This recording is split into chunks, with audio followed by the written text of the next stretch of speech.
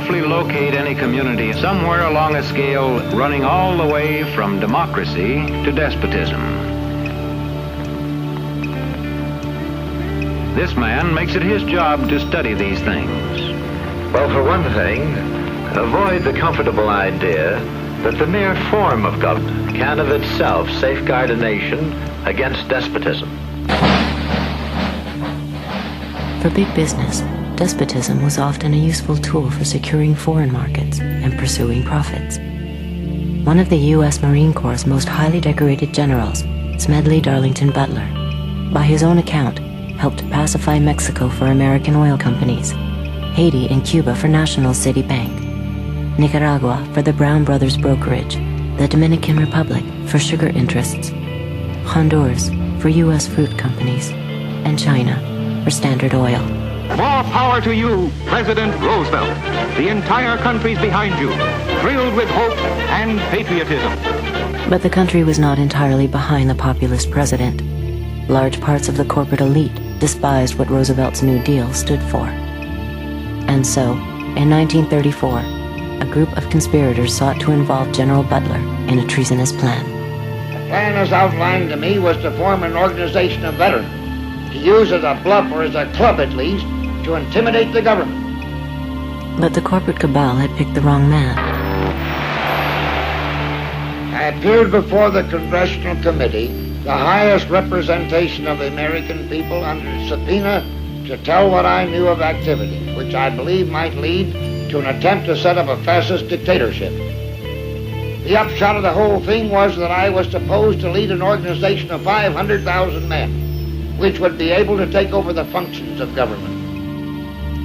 A congressional committee ultimately found evidence of a plot to overthrow Roosevelt. According to Butler, the conspiracy included representatives of some of America's top corporations, including J.P. Morgan, DuPont, and Goodyear Tire. As today's chairman of Goodyear Tire knows, for corporations to dominate government, a coup is no longer necessary.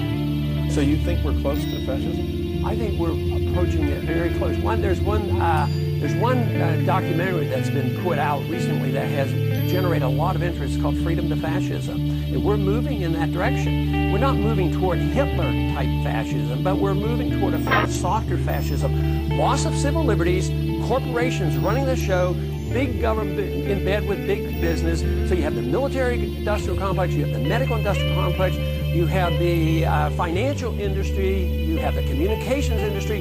They go to Washington and spend hundreds of millions of dollars.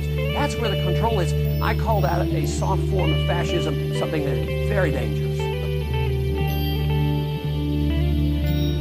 My fellow Americans, this evening I come to you with a message of leave-taking and farewell, and to share a few final thoughts with you, my countrymen. We have been compelled to create a permanent armaments industry of vast proportions. 3.5 million men and women are directly engaged in the defense establishment. The total influence, economic, political, even spiritual, is felt in every city, every state house, every office of the federal government. We recognize the imperative need for this development. Yet we must not fail to comprehend its grave implications. In the councils of government, we must guard against the acquisition of unwarranted influence, whether sought or unsought, by the military-industrial complex. We must never let the weight of this combination endanger our liberties or democratic process.